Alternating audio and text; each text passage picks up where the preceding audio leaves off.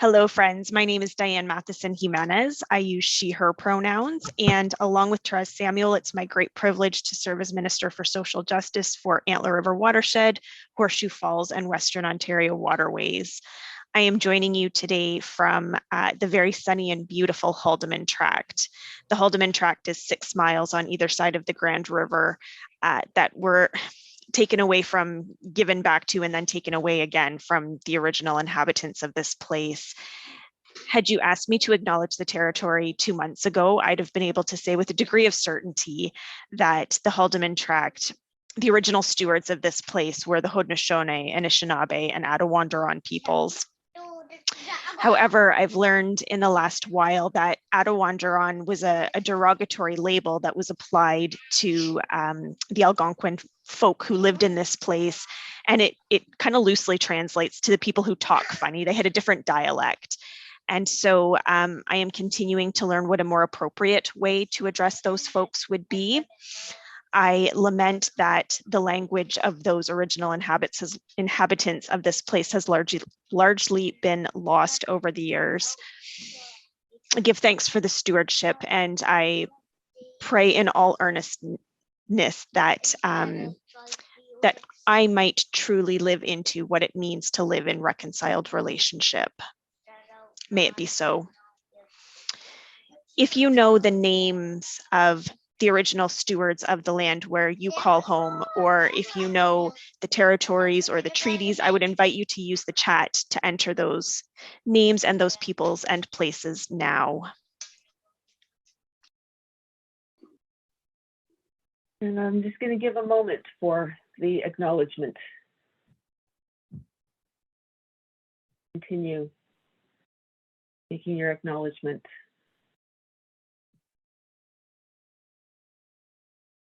And I acknowledge that I'm on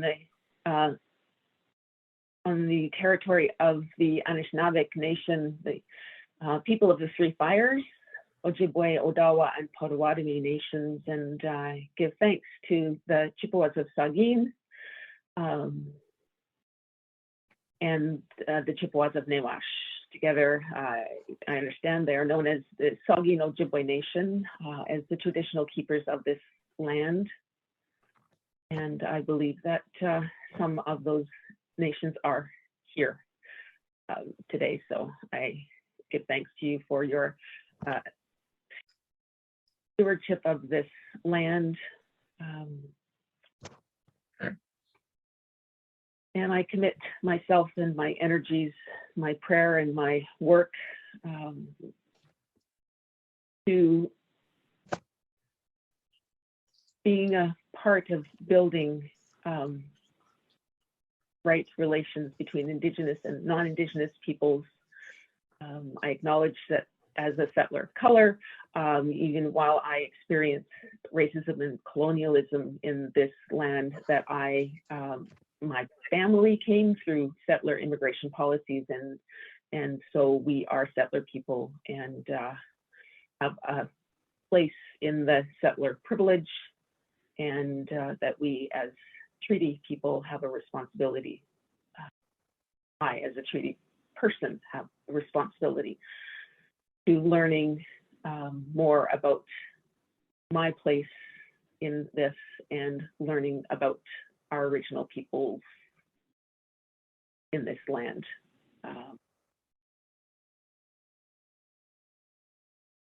So with prayer, I offer myself to that task. And my name is Therese Samuel. I serve as Minister for Right Relations and Social Justice in the 3 regions of Horseshoe Falls, Antler River Watershed, and Western Ontario Waterways.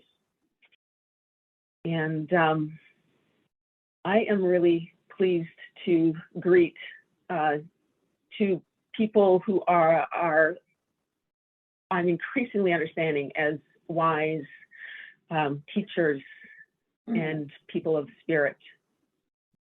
I introduced to you Dr. Eileen Antone. I'm going to ask Diane if you can spotlight them. Dr. Eileen Antone, who has agreed to be our facilitator for today's session. Eileen is a member of the Oneida of the Thames First Nation, I'm told, Turtle Clan. And Eileen has so much leadership in the church and beyond. Eileen is an educator. Dr. Eileen Antone, past director of Aboriginal Studies for Aboriginal Initiatives at the University of Toronto, and has had a long academic career and is a leader in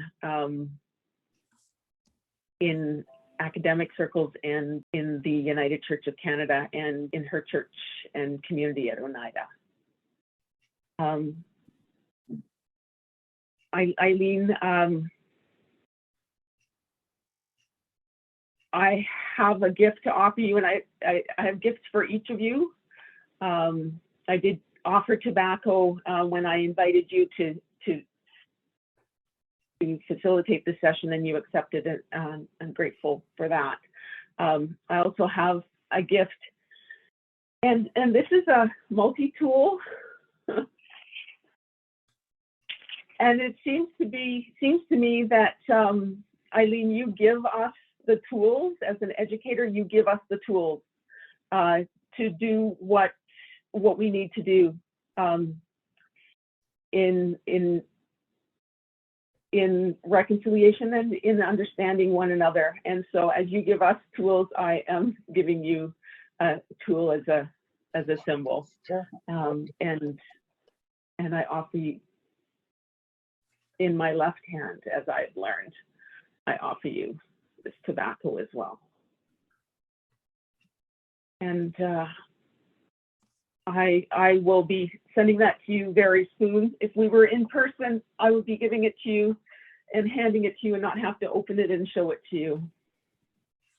I also introduce our elder for this session. Thank you, Grafton, Reverend Dr. Grafton Antone. And I understand, Grafton, that you're Wolf Clan from the Oneida of the Thames First Nation. My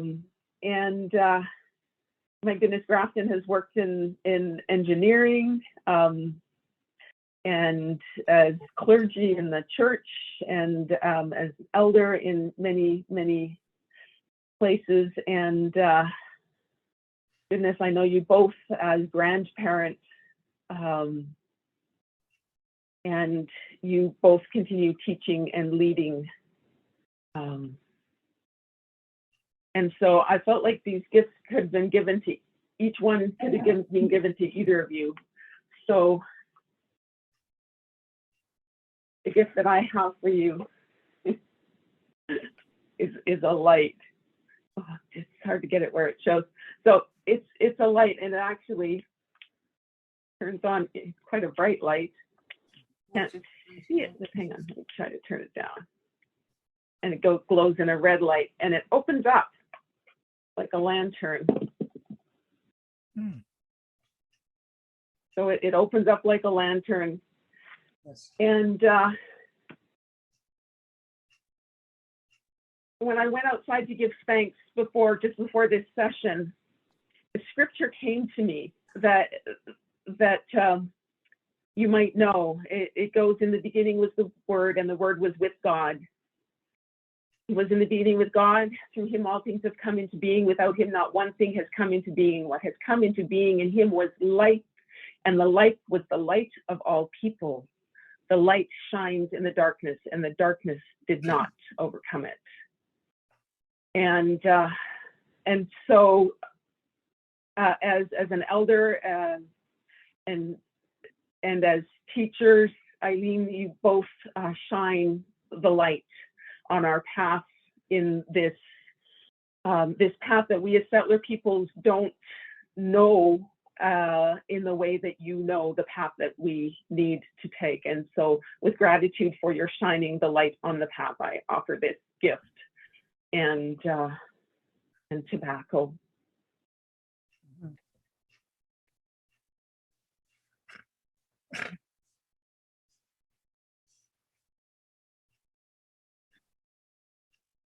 So with that, thank you very much. And I turn it over to you, and Grafton, I understand that you will open us in a good way. And Eileen, I look forward to hearing your presentation. Thank you, Therese, for the introduction. And so let us begin.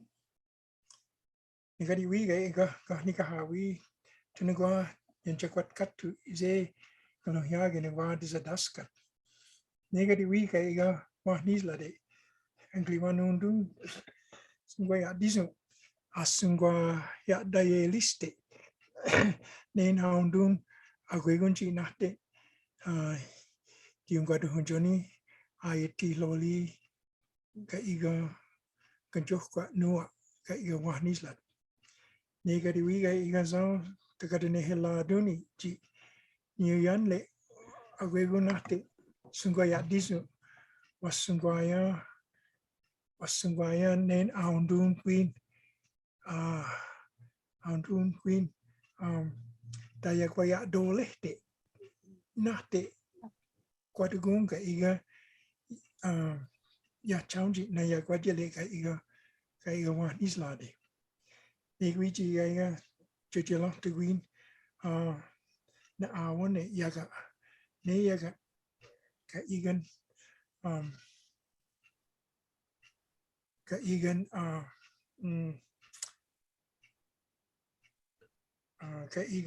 queen tigan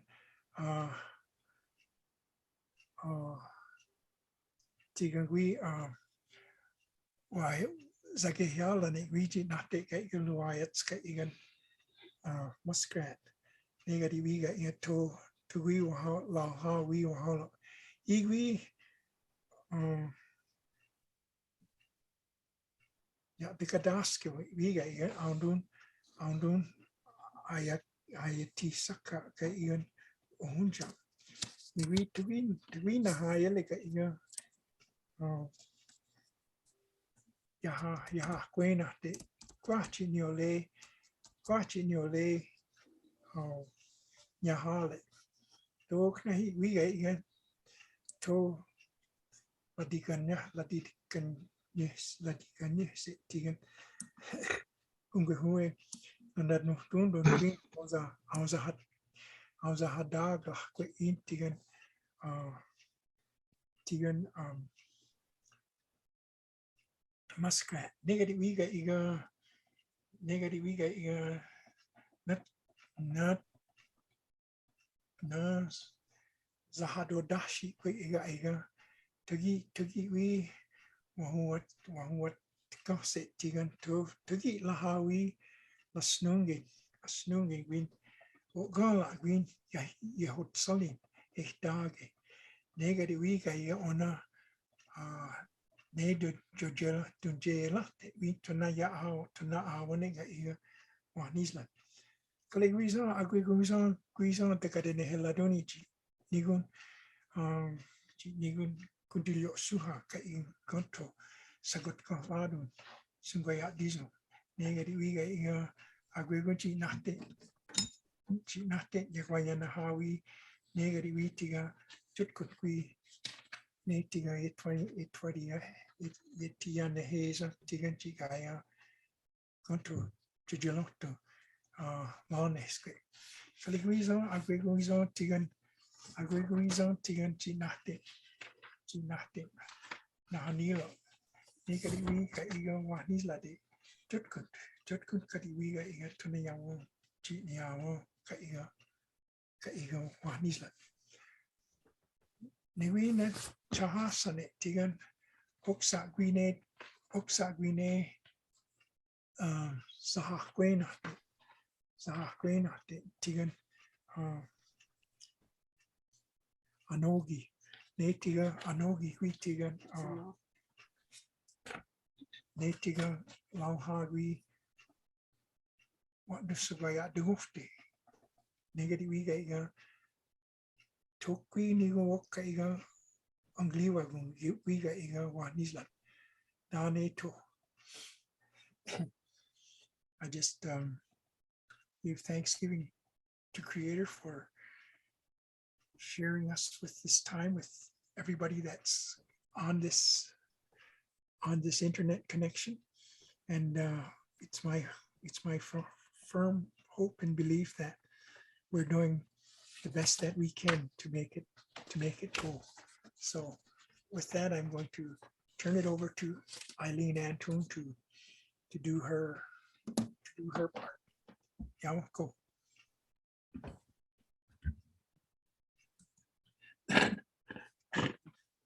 Saguli, swagway gong. Ongwe hongwe ne e. Anya da ark did what got dondi. Jot sanit ne, had a Nashoni neon gats, gullet wizaks neon gats. Eileen Antone up slowly gick neon gats. At Noel, ni wagadaloda. And so today I bring greetings to you in the language of the Oneida Ark people. And when I said Sagoli, that's our formal greeting to you. And Swagwego, all of you, I see that there's 105 participants. So Swagwego includes every one of you. So greetings to all of you. And it's really great to be here. It's an honor to be invited by Therese to do this presentation, and the presentation of the truth before reconciliation.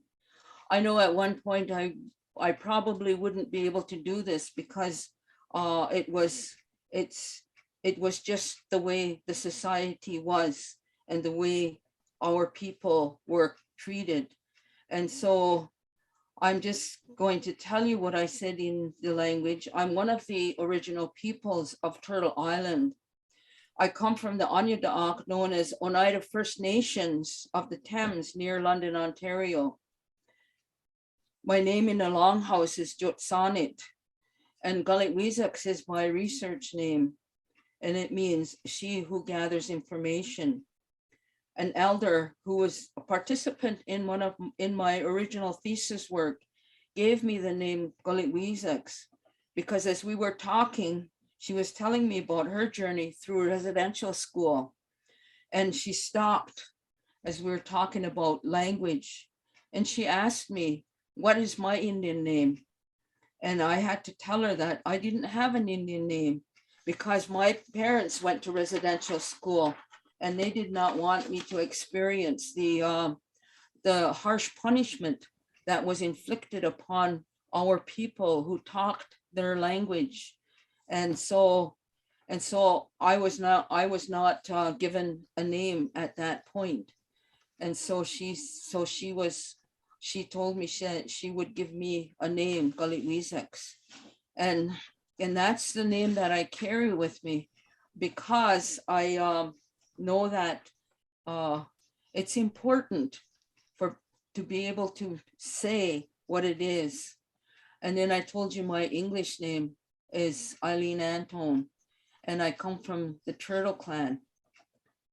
And so at this time, I just wanted to share with you too my screen while I'm talking. So I'm going to see if I can do that right now.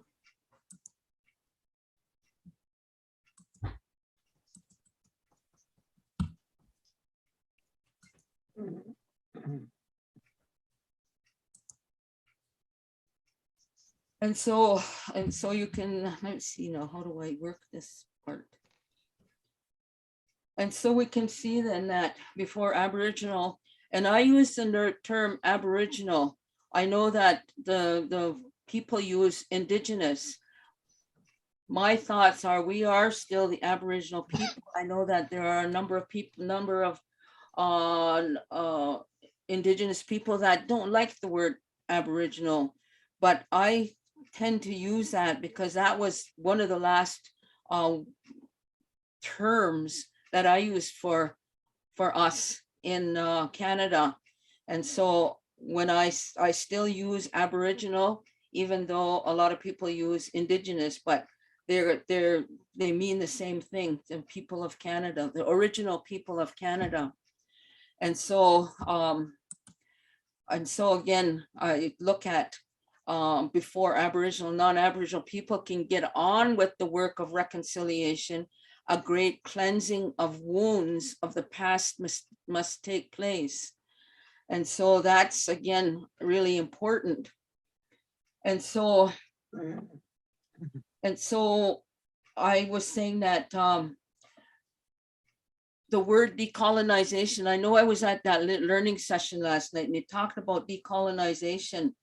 And to me, the decolonization involves understanding of the historic trauma and the tragic after effects of colonization. And colonization is still here. So we're still trying to decolonize. Some people talk about post-colonialism, but colonialism is still here with us. And so we talk about it as decolonization is trying to make sure that our people have a understanding of what it is that has impacted them, has impacted us for the many years. And so as I told you, my name was Galit Weezaks, gathering information. As a result of this gathering information, I came across a Song of Hope by Art Solomon, an Anishinaabe spiritual leader. And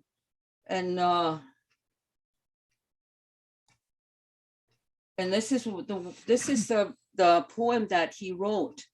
And it released things in me, in my thinking processes when I read it. When he says the traditional way of education was by example and experience and storytelling. And the first principle involved was total respect and acceptance of the one who to be taught. And that learning was continuous from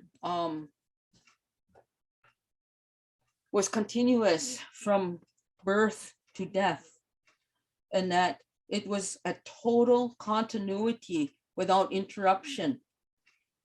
Its nature was like a fountain that gives many colors and flavors of water, and that whoever chose could drink as much or as little as they wanted to, and whenever they wished. The teaching strictly adhered to the sacredness of life, whether of human or animals and plants. But in the course of history, there came a disruption, and then education became compulsory miseducation for another purpose, and the circle of life was broken, and the continuity ended. It is that continuity which is now taken up again in the spirit of the rebirth of the people.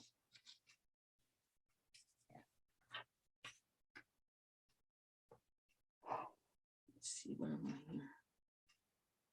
The result of many years of gathering information has enabled me to come and share with you my story. Storytelling, as we can see it by our elder Art Solomon, was a way of life. And so storytelling was always a significant part of our life in our community. During the long winter months, storytelling was one form of entertainment for young and old alike. One day during a visit, my mother-in-law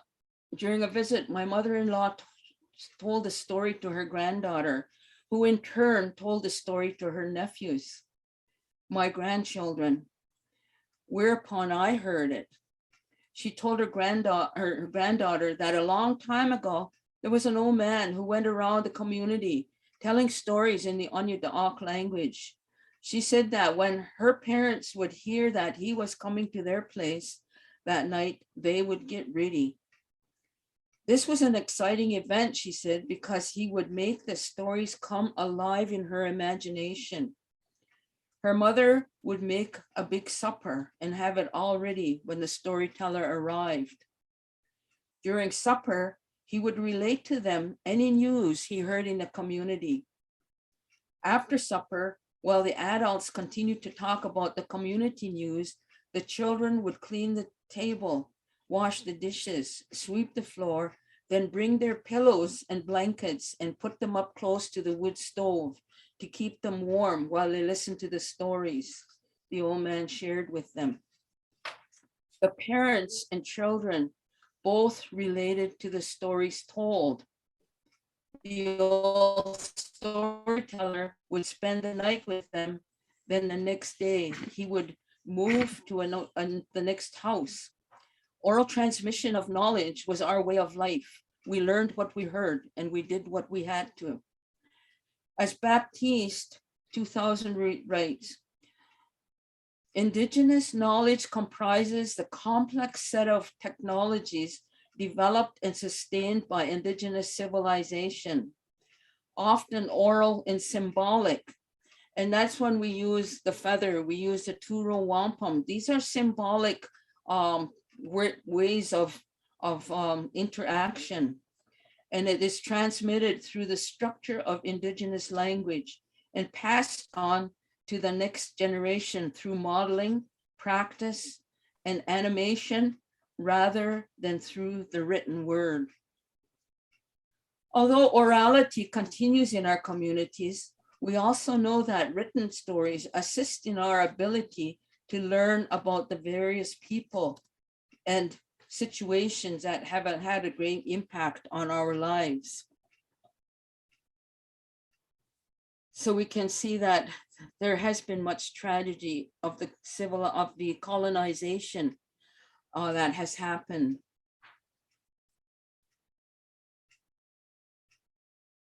I'm not sure. It's 5.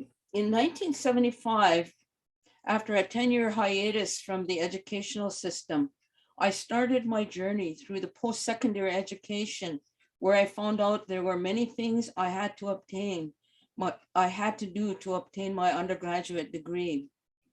A criterion was to take a sociology course, and that is where I was exposed to 2 significant writers talking about the political and social conditions of Aboriginal people.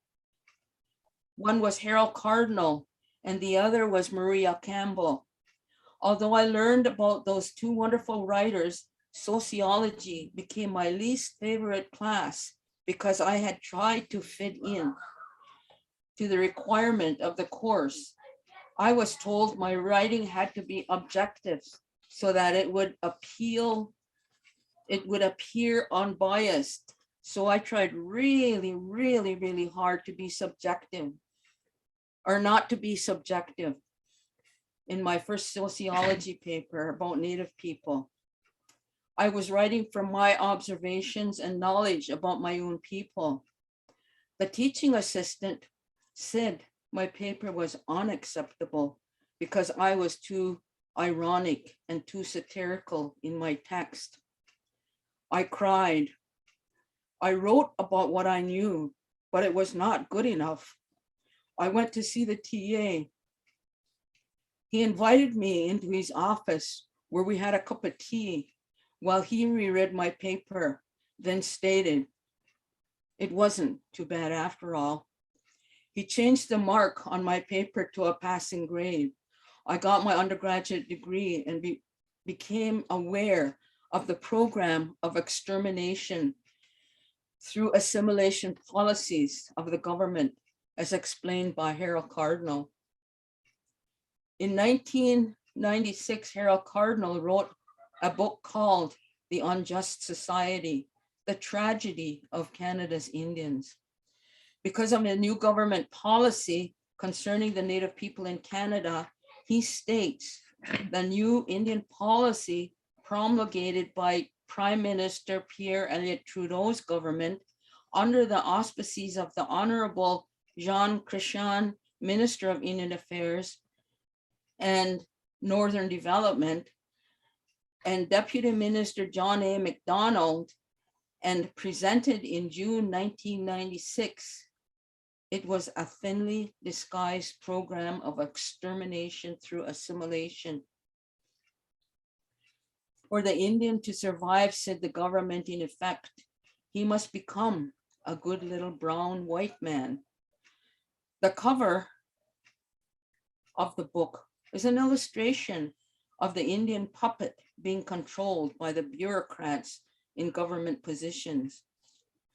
The ideology of control filtered into the classroom of Native students. It was through reading this book, I realized that what had happened to me in my early years of Euro-Western education. I remember that I used to chatter on and on and on, and that I was fairly inquisitive as to what was going on around me. It may have been all the talking that got me into trouble at school, but I do recall the ruler being brought down on my hands and pain being inflicted upon my body, as well as my psyche, or the spirit as I now know it. Although I had never been struck before, I knew that other students had been strapped for talking the language, especially talking in the Oneida language. It was probably at this point I realized that if I didn't want to be hit at every turn, I would have to do only what the teacher wanted. I gave up and became a puppet in order to continue in the educational system. I was a second-generation puppet. During my data collection, I asked my aunt and if she went to residential school, and she said she did. And she said she and her cohorts also had to become puppets in the educational system.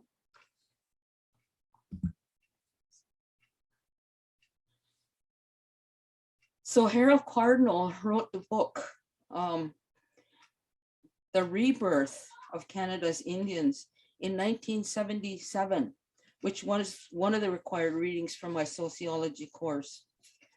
My youngest daughter, who was 6 at the time, was taking this class. At the time I was taking this class, she saw my book, picked it up, stared at the cover for a few minutes. Then she looked at the rest of the book. There were no more pictures, so she returned to the front of the book cover again. After a while, she looked up and said, "Look, Mom, that Indian, he don't want to be a puppet anymore." She was right. Puppets have no flesh, no spirit or soul.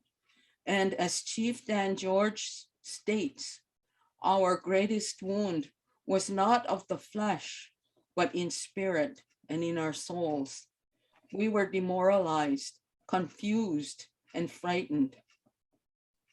Although I was not aware of Native writers producing information about Native peoples in Canada when I entered the post-secondary education system, our people were beginning to write about the plight of Native peoples in Canada, which enabled us to contemplate how all Indigenous people were impacted by the offensive stereotypes associated with the word Indian and half-breed in the Canadian discourse. Both Harold Cardinal and Marie Campbell informed us of the historical, political, and social life experienced by Aboriginal people in Canada. After receiving my Bachelor of Arts, I continued in the post-secondary system to get my Bachelor of Education, as well as my Master of Education. Except for the sociology class, I did not learn much more about Native people in Canada through the Euro-Western system.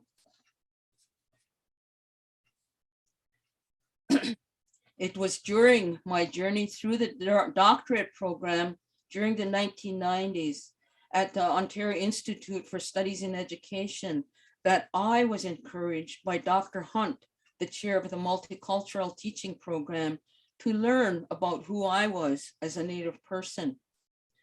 At this point in my journey, I had to come to terms with the lack of knowledge I had about myself and other Native peoples in North America. It was early in my doctoral program that I again encountered reading material pertaining to Native people in North America. During my literature review, I found there were many more Native authors to choose from.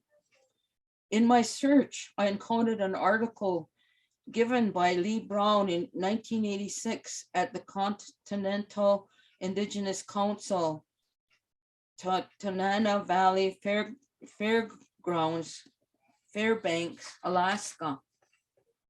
concerning a North American Indian prophecy. In this article, he talks about the spiritual awakening of Native people in the Americas. He says, you're going to see a time when the eagle will fly its highest in the night. It will land upon the moon. Some tribes say the eagle will circle the moon. Some tribes say the eagle will fly its highest in the night. And at that time, they say, many of the Native people will be sleeping, which symbolically means they have lost their teachings. There are some tribes that will say it will be as if they are frozen. They've been through the long winter, but they say when the eagle flies its highest in the night, that will be the first light of a new day. That will be the first thawing of spring. Of course, at the first light of a new day, if you stayed up all night, you notice it's really dark, then the first light, you want to see it, but you can't. It sneaks up on you. You want to see it change, but it's dark. And then pretty soon it's getting light. Before you know it, we're at that time now. The eagle has landed on the moon. In 1969, when the spaceship landed, they sent back the message, the eagle has landed. Traditionally, Native people from clear up to the Inuit region, they have shared with us this prophecy. Clear down to the Quichuts in South America, they shared with us that they have this prophecy. When they heard these words, the eagle has landed, they knew that this was the start of a new time and a new power for the Native peoples. Many of our people awakened from their sleep and began telling their stories, which had enabled a new generation of people to learn about and understand the situation they grew up in. It is fortunate indeed that we no longer have to, as Harold Adams did, deny our Native heritage. Adams informs us that for years he denied his Native background and passed as white. It is a sad state of Aboriginal affairs that so many of our people went through this kind of political identity denial.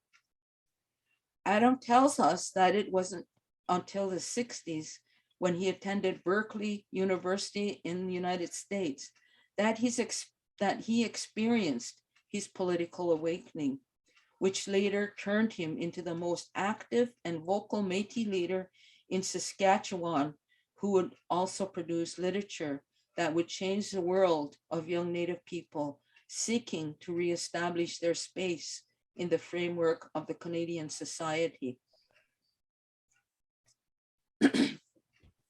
When I first started university back in the mid-1970s, people would ask me what I was taking up.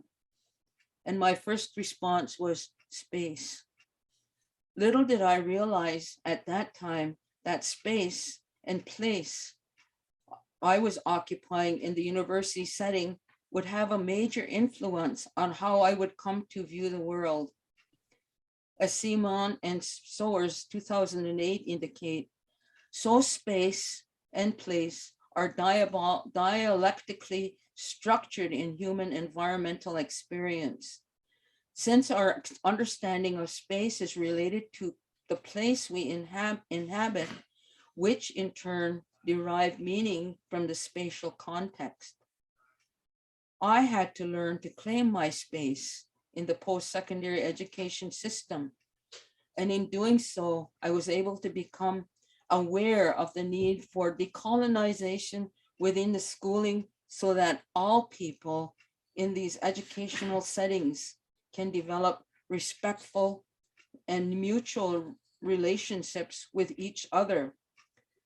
For me, the decolonizing process matured with the literature produced by Elder Solomon with his poem Education that I showed you earlier on a slide.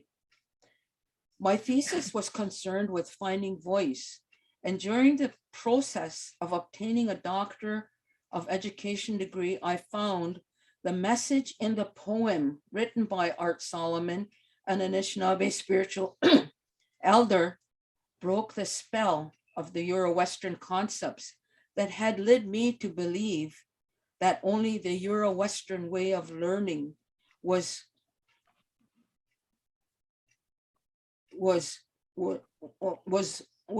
okay, and that the native way of learning was insignificant. Not true.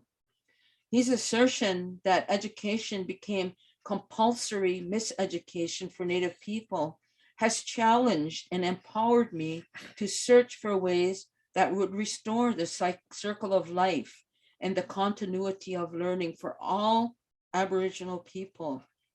The message in this poem allowed me to relate to the Native concept of the sacredness of life that has sustained our people for thousands of years.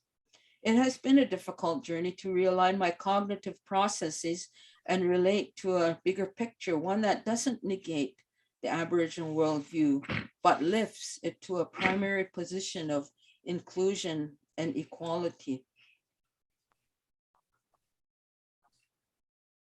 To understand the contemporary aspect of Aboriginal people, one must begin to understand the history of the European and Aboriginal relations in terms of colonization and residential schools. So when we look at the historical content of Aboriginal people in Canada, we know that this relationship began in two separate worlds, one on that side of the ocean and one on this side of the ocean. So that was that was important because it told us it tells us now that there were 4 stages. Stage 1, separate worlds. Stage 2, contact, and that's where there was peace and friendship. Stage 3 became another stage, a stage of dysfunction and assimilation. And stage 4 was negotiation and renewal. And we're hoping that we can stay in stage 4 and not repeat any of the 3 stages, so that we can have reconciliation that we are all working towards. So we can see at contact, it was a nation to nation. I had to get some sort of written. It was a nation to nation way of being. And then we went and there were peace and friendship treaties. And one of the peace and friendship treaties that we have is that the Turo Wampum Belt that was developed in 1612.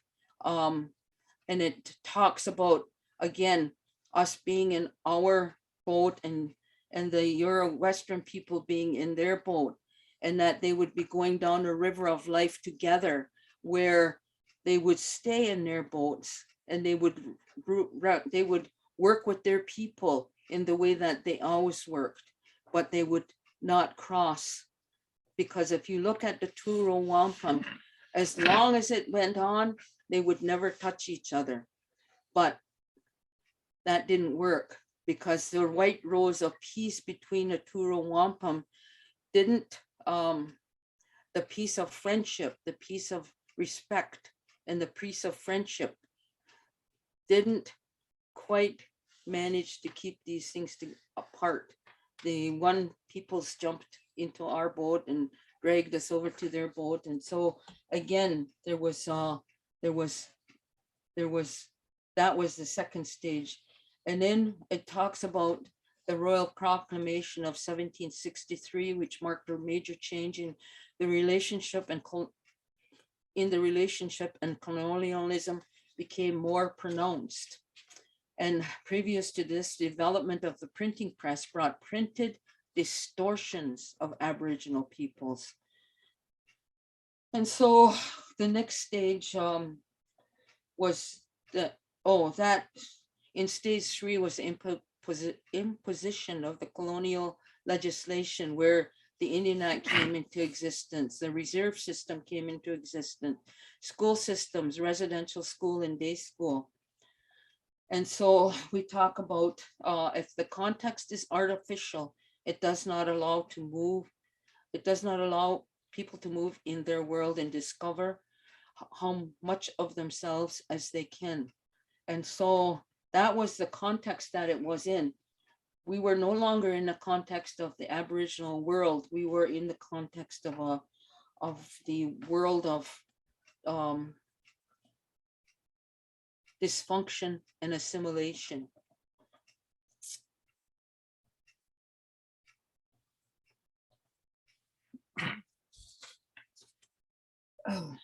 And so as I reflect on this experience of finding voice, I had to find voice. I was not able to speak to anybody because I had really lost my voice through the school system. And so as I reflect on the experience of finding voice, I think of the Haudenosaunee creation story I heard many times as a child. This story begins in another world, in a sky world. It is a story of a woman who fell from the sky world. And as she was falling, the beings that lived in water below marveled at the strange being that was floating down to their world. Upon further inspection, they determined that she would not be able to survive in the world as she did not possess the appendages appropriate, body covering, or she was not able to breathe in the water. They decided they must help her. And so they flew up, they got her, and the turtle said she could land on his back. And so the water beings, they brought her, and she was able to survive. And she said that what she needed was some earth. And the earth was far down below the turtle. And so these beings decided that they would try and get the earth for her. And since beaver is one of the bigger animals, he tried, he didn't succeed. So they all tried. It finally came down to the little muskrat. He said that he would try. And so he dove into the water, and the animals they didn't think he would do it. Would he do it?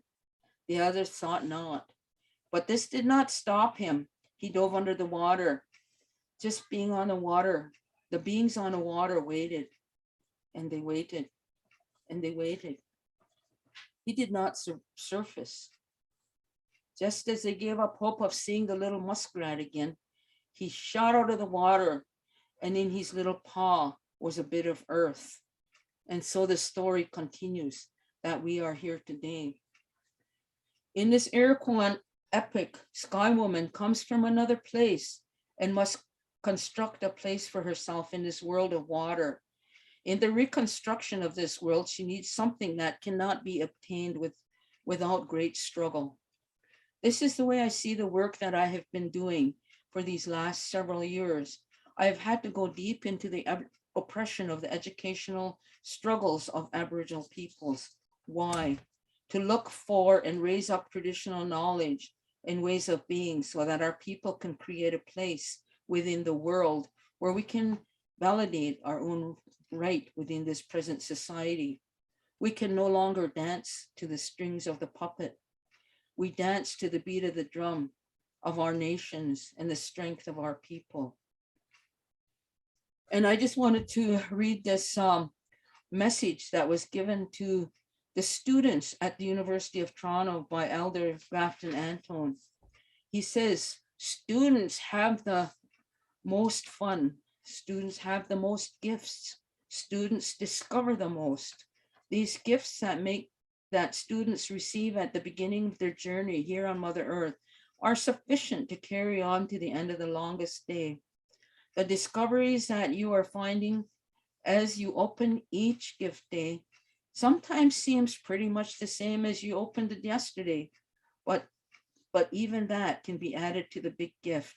The big gift that is most important for your journey today is the gift you will be passing to your children, and of course, onto your grandchildren. The gift of achieving, the gift of wonder, the gift of grace, the gift of kindness, the gift of forgiveness, the gift of sharing, the gift of courage, and the biggest is the gift of knowing. I talk of the future because that is where you are on your way to. Prepare your medicine bundles now so that you will arrive with gifts to pass to your children. Choose good gifts to put in your bundle. Choose things that your family has given you. Choose a future that will hold all the teachings together, as well as from the many gifts that life offers. Blend them together with gentleness and kindness. Mix in plenty of your good energy, your hopes, and your can-dos. Pray for guidance. In these things, the Creator will continue to help. Respect the ways of others. We travel in a spirit-filled world. Keep the good path trail open and mind the teachings as well as the new learnings, and you will arrive on time. Don't forget to sing. The birds sing beautiful songs. We need to do that too. Peace in all our relations. We are all students of life, so we can all take heed to the advice of Elder Grafton Antone as we continue to learn through our daily walk with the Creator and accumulate our medicine bundles of relationship. Are we almost through? Time are we finished here? We have until 3, and so it's up to you if you would like to give time for people to ask questions. So however much more you have would be. We have until great. when? 3. Until 3. Oh. So that's half an hour. Oh, okay, because I'm not finished here. I just wanted to say that we can have this relationship and we need to accumulate our medicine bundles of this kind of a relationship of kindness, sharing, and all of these kinds of things. Before I close, though, I would like to tell the story of the early native contact with Christianity. Again, this was written by one of our community members. Let us examine together some of the records of our early history. According to Reverend John Webster Grant, a noted retired professor of church history at Emmanuel College, he states, if the Christian missionaries hadn't been such a know-it-all, things could have developed more naturally. They came in an advance guard of a superior civilization who measured their success by the fact most Indians have become Christian. But Grant observes in his book, Moon of Wintertime, the measure of failure that is Christianity has not become Indians. Grant goes on to say, missionaries did not listen to the Indians, and now we have difficulty with it even yet. With North Project and such programs, you get a group of Indians and white people together, and the white people do most of the talking, then tell you what the Indians think. Such nerve stems from their association with superior power, and they would not disassociate themselves from it, and this resulted in their loss of hearing. Grant continues, most evidence suggests rather that most of the Indians were eager for Christianity, but that they were allowed to receive it only on terms of destructive to their culture and the humiliating to their pride.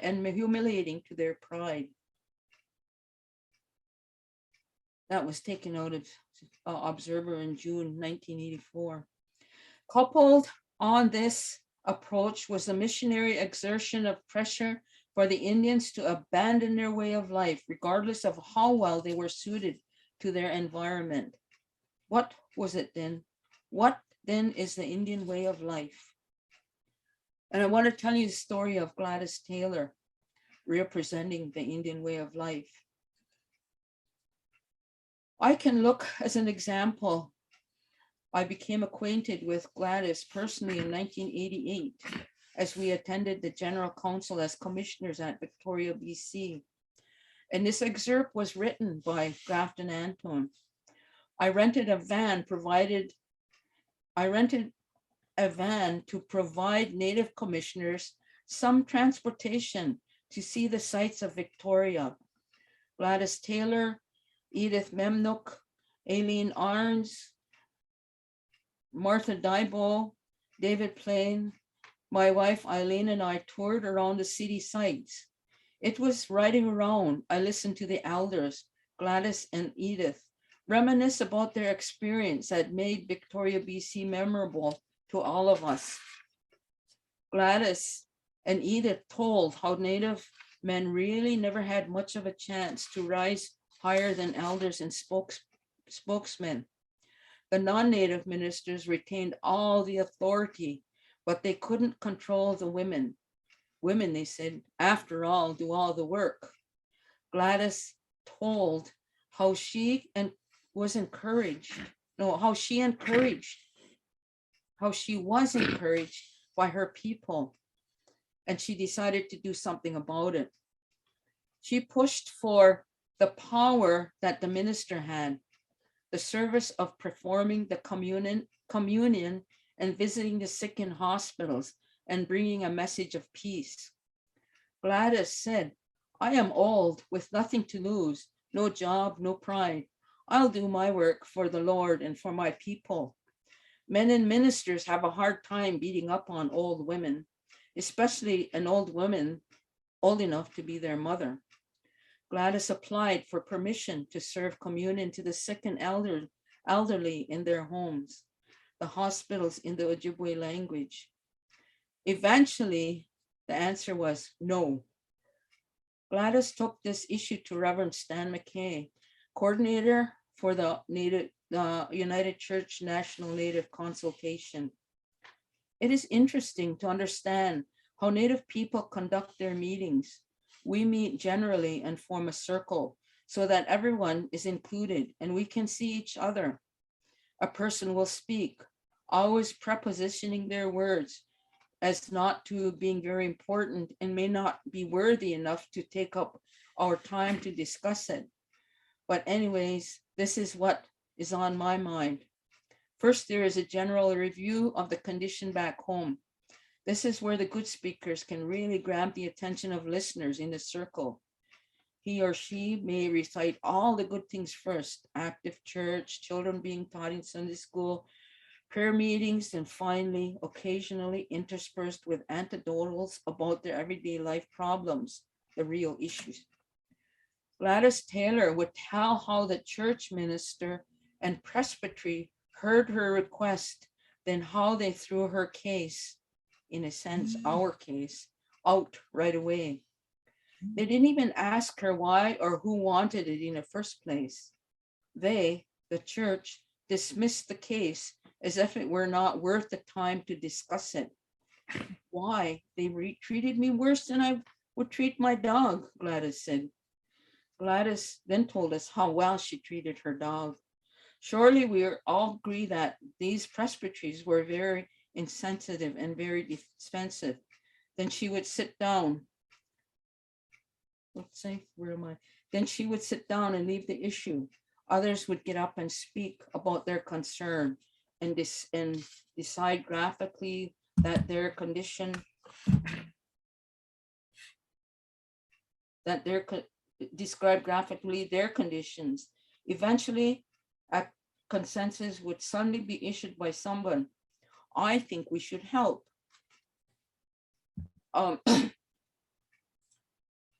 It became the responsibility of for the chief speaker, or chief secretary or speaker of the consultation to act upon the consensus. Where the Native people have decided and it is time to move to another case, the secretary has to use all the abilities available to make things work. This is how Stan McKay was able to bring the Native peoples together. He went to every United Church Native community and shared this vision. Then he listened to the local church's problems and thus built up a second case for the Native people to have their own presbyteries in conference. Stan McKay worked for 5 years as a national coordinator, finishing in 1987 at Ganawagi when Reverend Alf Dumont took over. Stan went to PCTC to take over the Jesse Soto Native Training Center and helped in migrating the Jesse Soto Native Training Center to Winnipeg, where they tried to set up a new center along Portage Ave, but because of darkness, it found a new home in Beausejour along the banks of the Broken Head River, where it continues to teach under the name of the Sandy Soto Spiritual Center in 2006. And so we can see that even when we look at Gladys Taylor's story, when Stan McKay tried to take it also further and sent a letter as to why didn't they answer Gladys's letter, his letter was ignored. So it didn't really matter which level our people were. We were just totally ignored because there were no Native people in place for decision making. And so these are the stories that I just wanted to share with you. And I wanted to say that in closing, I wish you the best to all as we journey through life and building relationships. And as you can see that I had all of my resources are the resources, and they're older resources. These are where you can find the information as to how our people were treated in this historical relationship. And as you come forward, you can see that there are different kinds of things happening now with the Aboriginal peoples. And as we've seen in the last presentation that was done about the teachings of the tobacco ties, you can see that would never have been happening before. And so we have come a long way, and we still have a long way to go. And when people are trying to find out about the relationship of Aboriginal people and how they can help, you need to go back to some of these old documents that are available. You need to look at the Royal Commission of Aboriginal People. You need to look at the Truth and Reconciliation Commission report. And you also need to look at the UNDRIP that was received June 21st, 2021 in Canada. And so these articles, these documents are what are important to making sure that we have a way to move forward in reconciliation. And so at this time, I just say, Tanayawa.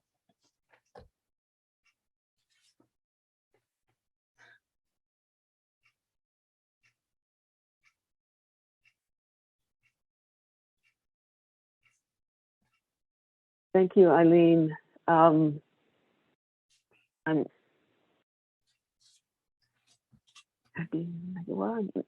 saying this right? Nagiwa? That I'm trying to say thank you in the Oneida language as best I can. You said, well, I'll see you. Nagiwa. Nagiwa is I'll see you. I'll see you. Yawa. Yeah, Yawa. Yeah, Yawa. Yawa. So thank you. What you share, what I hear you share is a journey of almost reconciling with yourself, finding yourself after letting go of the puppet world. And I think it can be a teaching to me and hopefully to all of us of how we can come to our true selves too. And it starts with listening. And it starts with hearing stories that you've shared. And I thank you. I thank you for holding on to yourself and your ways, your families, your ancestors' ways enough to be able to remind us all something that we need to know. It has been a huge gift that you've offered us.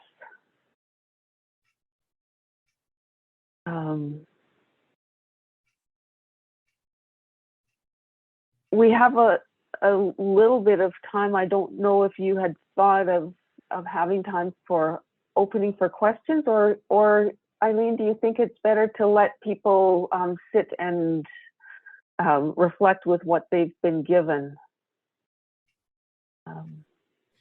Well, I think that that yes, there's been some information that has been given, and it's talking about how relationships were very broken in the past, and how we need to be able to mend some of these relationships, and they've had time to reflect on that. I don't mind if they would like to share any of their reflections. Hello, Eileen. Thank you so much. Thank you, Grafton, for your presentation. It's been really interesting. I'm wondering, why do we still have the Indian Act in place? Why has the Indian Act never been changed over all these years? The Indian Act is still in place because our people need to be able to have things that could replace it. Right now, it's still protecting our people. I know that a lot of people want to get rid of it and that they don't like it, but as of right now, it is a protection for the Indigenous peoples, and until we can find another way to make sure that our people are not negated any longer, then it still works to a certain extent for our people to be able to have their place in Canada. So if I'm understanding you, although the Indian Act is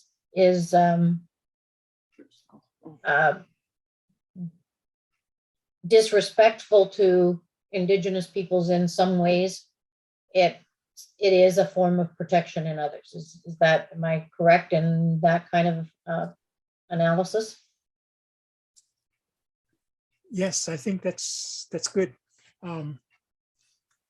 Our people have been trying to get recognition, and one of the ways is by talking to one another in this time.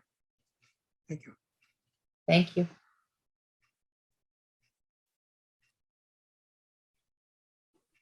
Yes, I was wondering, how is it that there are Aboriginal people today who still embrace Christianity after everything that has happened rather than just abandon it? And for the ones who have embraced Christianity, how do they balance the traditional way of faith and Christianity? Well, all I can say is this is just my words, I'm not speaking for everyone, but I know that that many of our older people experienced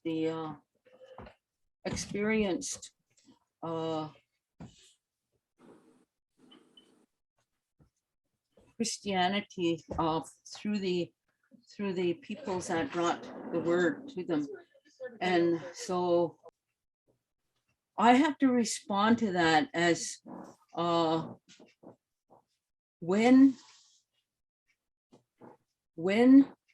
that word, when the Christianity was brought here, our people were already being so oppressed that and they also already knew the teachings of Sigoyondisa, the creator, that gave them spirituality. And so it was easier for them to accept that Christianity that came.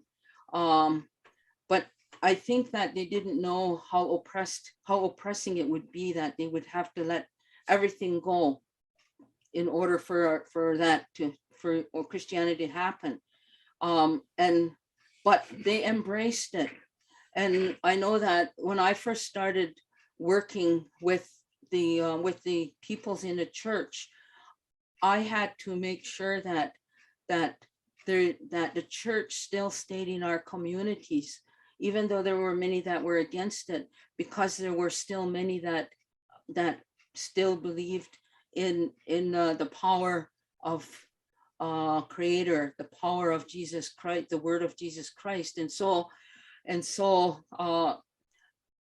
again, it has to be a choice of the people. You can't tell us, oh, you can't come here because you're Christian, or you can't come here because you're a traditional person. People have to make that decision as to who they are, where they are, and what they do.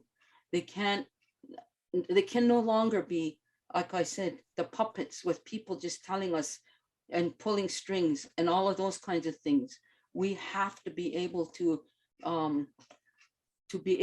be who we are and do what it is we need to do. Thank you.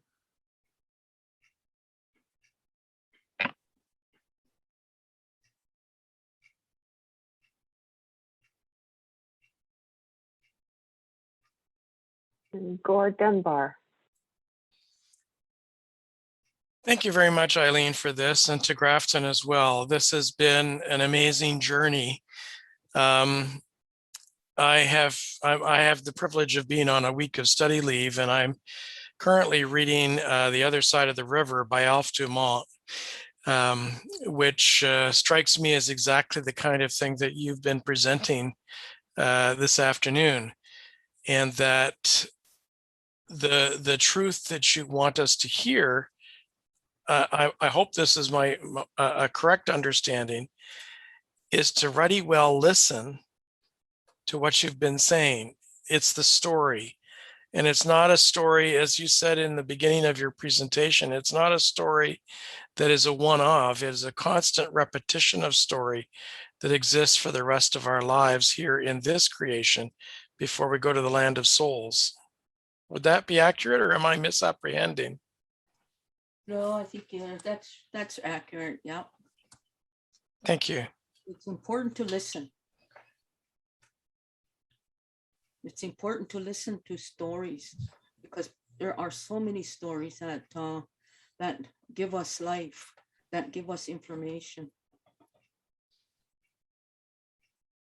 Well, thank you for sharing some of yours. Mhm. That is a real privilege.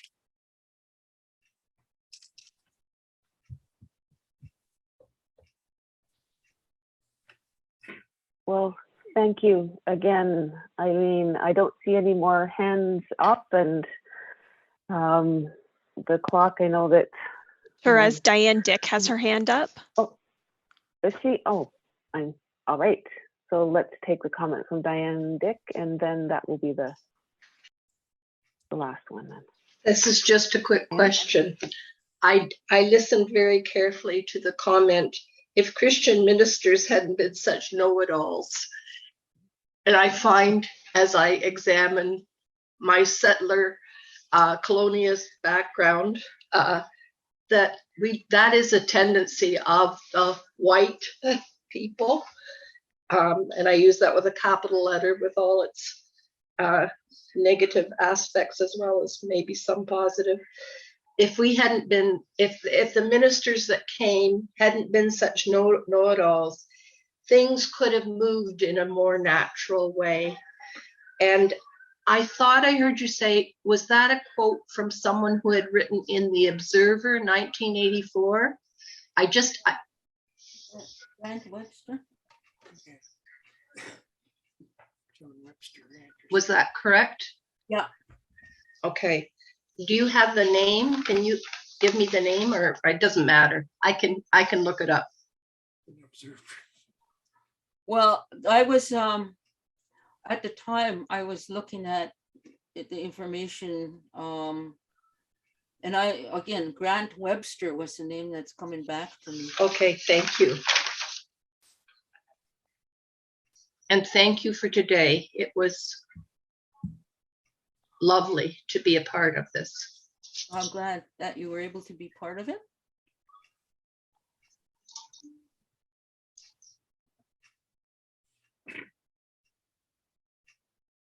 Okay, well, thank you. Thank you to all who came as well for, otherwise Eileen would have been speaking to an empty room, and your contribution of your time and your heart, your caring, and your engagement of your faith with this task of listening and receiving truth is an essential part of this, of our process of growing into who God calls us to be in right relation. Thank you to all, and thank you again to Eileen and to Grafton, who has been present and holding us in spirit while we have been listening. And Grafton, I will invite you, if you can, as elder, to close us, send us off in a good way. Thank you. This has been an opportunity for us to share some of our learnings. And I know that we have been laboring for quite a while now. And the best that we can do is just to present our learnings, and hopefully that you people who are able to join us in this endeavor will be helped in as you travel along. Negari wiga iga nikahawi tenegwa jekwat katwize galong yage negwa dizadaskap. Negari wiga iga wanisla de agriwanundu askwaya the daily sti agriwanti to kwadlang. Kaligwizan name chiniot nya nayawane ohondu gohnwa newi tingri wanundu izeza sasnung gwi askwaya the daily state soundun ayakwatungo. Nea gwigunga igan Jesus Christus lausona gungli wanu. Yamako.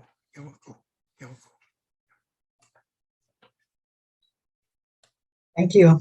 Thank you very much. Yes. So while most of us head on our way, I'm going to invite the leadership team to remain, and we'll just have a little bit of time in the leadership circle before we close off for the afternoon.